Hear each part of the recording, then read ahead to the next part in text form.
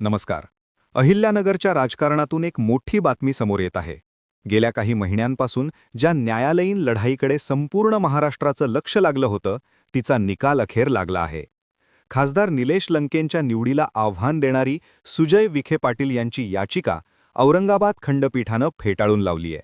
हा केवळ निलेश लंकेंचा विजय नाही, तर लोकशाहीत जनतेने दिलेल्या कौलावर शिक्कामोर्तब झालाय असं म्हटलं जातंय. पण सुजय विखेंनी नेमके काय आरोप केले होते? न्यायालयानं कोणत्या कारणास्तव ही याचिका फेटाळली? आणि आता निलेश लंकेंची प्रतिक्रिया काय आहे? हे सर्व आपण आजच्या व्हिडिओमध्ये सविस्तर जाणून घेणार आहोत. 13 मे 2024 रोजी झालेल्या लोकसभा निवडणुकीत निलेश लंके यांनी सुजय विखे पाटील यांचा 28,929 मतांनी पराभव केला होता. हा पराभव विखे कुटुंबासाठी मोठा धक्का होता. यानंतर 18 जुलै 2024 रोजी सुजय विखे यांनी लोकप्रतिनिधित्व कायदा 1951 नुसार न्यायालयात धाव घेतली. त्यांनी याचिकेत 3 मुख्य मुद्दे मांडले होते.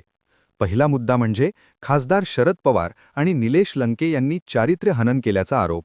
दुसरा, लंकेंनी खर्चाची मर्यादा ओलांडली व बोगस मतदानाचं आवाहन केलं. आणि तिसरा म्हणजे विखे कुटुंबाची प्रतिमा मलिन करण्याचा प्रयत्न झाला. पण या आरोपांवर न्यायालयानं सणसणीत ताशेरे ओढले. माननीय कोर्ट काय म्हणाले ते पाहण्यासारखं आहे. न्यायमूर्ती किशोर संत यांनी ही याचिका फेटाळताना अतिशय महत्त्वाचे मुद्दे मांडले. सुजय विखेंचा आरोप होता की 19 एप्रिल रोजी शरद पवारांनी सुजय यांच्या वडिलांनी लंके यांना उमेदवारी देऊ नका असा निरोप एका उद्योगपतींच्या मार्फत पाठवला असं विधान केलं होतं, ज्यामुळे त्यांची प्रतिमा मलिन झाली. यावर न्यायालयानं स्पष्ट केलं की हे विधान उमेदवार अर्ज दाखल करण्यापूर्वीचं आहे. तसेच हे विधान उमेदवाराच्या वडिलांबाबत आहे, थेट उमेदवाराबद्दल नाही. त्यामुळे निवडणूक निकालावर याचा परिणाम झाला असं म्हणता येणार नाही. निलेश लंकेंनी सभेत विखे परिवारानं पाकिटं वाटली असा आरोप केला होता. यावर न्यायालयानं विखे परिवार म्हणजे काय याचीच व्याख्या मांडत त्यांचे कान टोचले. न्यायालयानं नमूद केले की विखे परिवार म्हणजे केवळ उमेदवाराचा परिवार असा थेट अर्थ होत नाही. हे विधान निवडणूक बाधित करण्यास पुरेसं नाही. विखेंचा तिसरा आरोप होता की लंकेंनी बोगस मतदानाचं आवाहन करणारी क्लिप व्हायरल केली. यावर न्यायालयानं विचारले, खरोखर बोगस मतदान झालं का?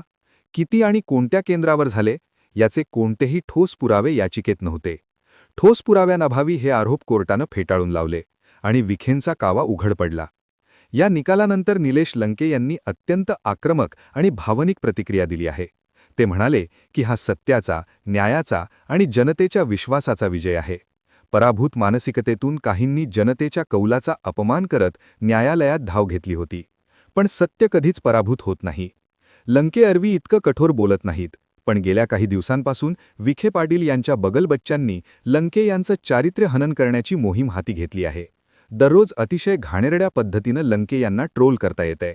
योद्धा शरण येत नाही तेव्हा त्याला बदनाम करण्यासाठी सगळ्या शक्ती झोकल्या जातात असं म्हणतात.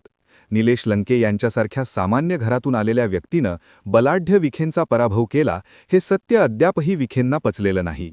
त्यामुळेच विकासाच्या मुद्द्यावर विखे बोलत नाहीत, तर पडद्याआड राहून गलिच्छ राजकारण खेळत आहेत. पण अहिल्यानगरच्या मातीचा संघर्षाचा आणि सत्याच्या मागे उभं राहण्याचा स्वभाव आहे. या स्वभावाला जागून इथली जनता खासदार निलेश लंके यांच्या पाठीशी ठामपणे उभी आहे. सुजय विखे पाटील यांच्या गोटात सध्या शांतता आहे. त्यांनी अद्याप अधिकृत प्रतिक्रिया दिलेली नाही. ते या निकालाला सर्वोच्च न्यायालयात आव्हान देणार का हे पाहणं आता औत्सुक्याचं ठरेल. तर मित्रांनो, अहमदनगरच्या राजकीय रणांगणात निलेश लंकेंनी आता कायदेशीर लढाईतही बाजी मारली आहे. सुजय विखे यांची याचिका टिकू शकली नाही.